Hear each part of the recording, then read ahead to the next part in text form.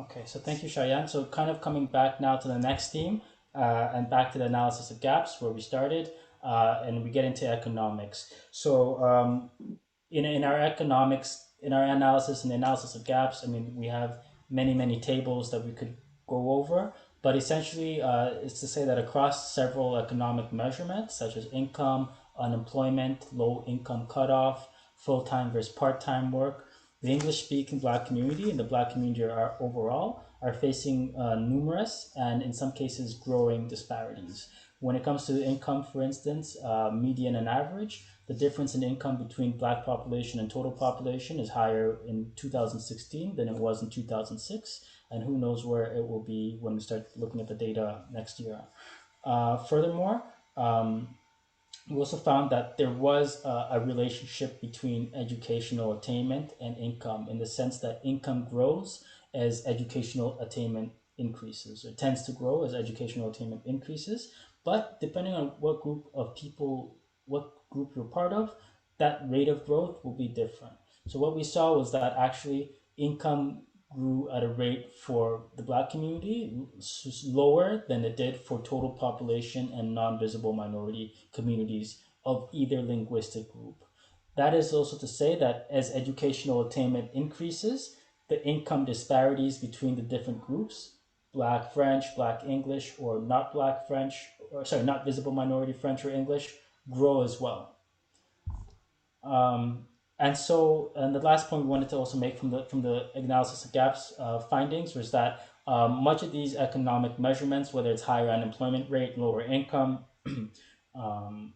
more precarious work, a lot of other visible minorities in Quebec share this experience.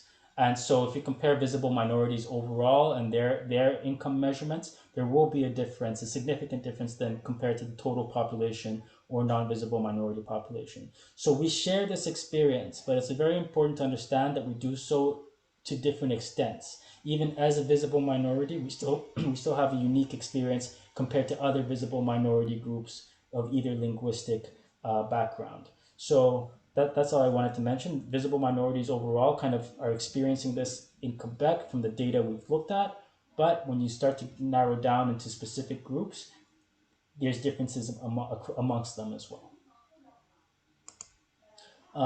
For the focus group, I won't get into too much detail here, but again, we segmented into some challenges and some solutions-oriented feedback.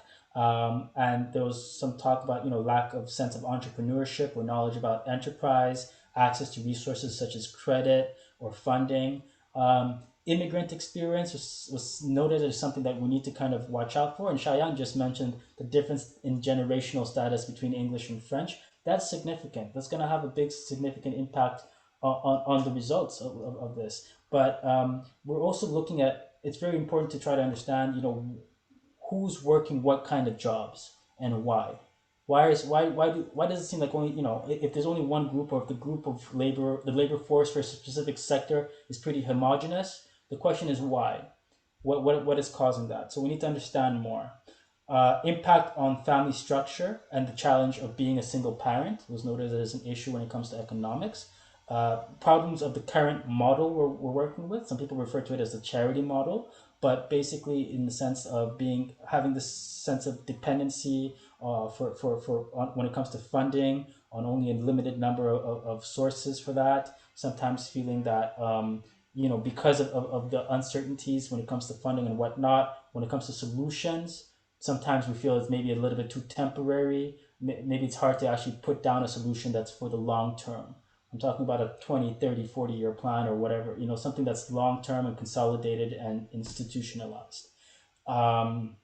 Recognition of bilingualism within linguistic minorities. So the rate, the rate of French and bilingualism spoken amongst English community is something that was, again, noted as an issue.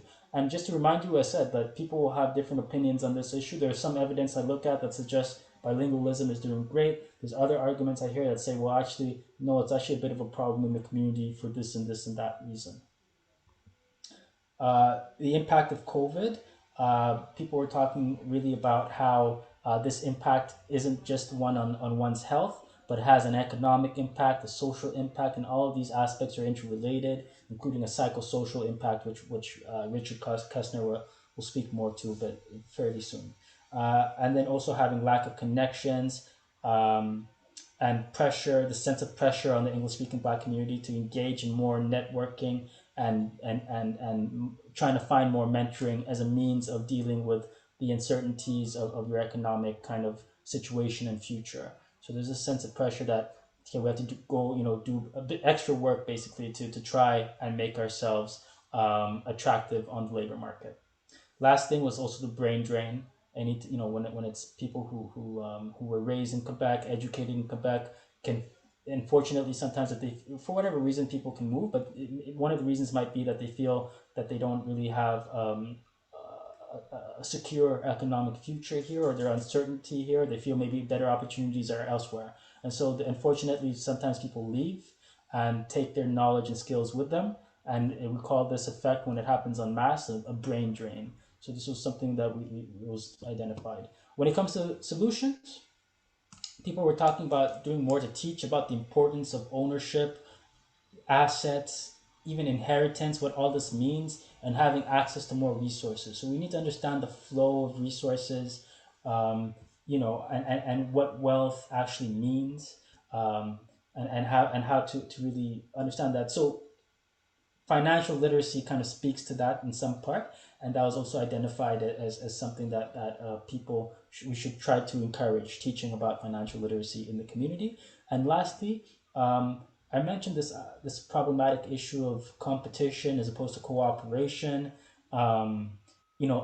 With the landscape of community organizations. So people were mentioning that, okay, we need to focus on collaboration instead of competition. Some were pretty adamant about it in terms of, literally, let's drop this idea of competition because we have a lot of the shared interests. And then Uh, moving to the community vitality survey, we've observed more similarities than differences between the two language communities in the area of economic status. So there is shared experience and challenges amongst members in the Black community when talking about income, employment status, and impact of the pandemic on their jobs. In the Black community, we can see that 78.9% of the participants are working full time, 10% are working part time, and 7.5% are working part time but with multiple jobs, and 36% are unemployed or looking for jobs. In light of COVID, although 43.9% of the participants said their job was not affected, the impact of COVID includes 28.1% working of the participants working at reduced hours, 12.3% working more hours than before, and 5.7% on temporary laid off, and 5.1% of the participants have lost their jobs due to COVID. And in terms of doing economic extracurriculars, the English-speaking Black community and French-speaking Black communities are different in terms of mentoring and networking. We can see that more than half of the participants said they had a mentor in general, but a higher proportion of the members in the English community said they had a mentor. And besides mentoring, the English communities also do more networking compared to the French-speaking Black community.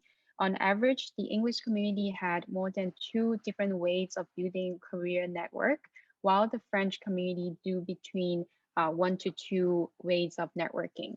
And one possible rationale behind this is, as Sean had mentioned before, members in the English-speaking Black community might feel more pressured in finding opportunities for career development given the language barrier in Quebec, and therefore they are actively seeking more mentorship opportunities and networking. And next we'll move on to the health session.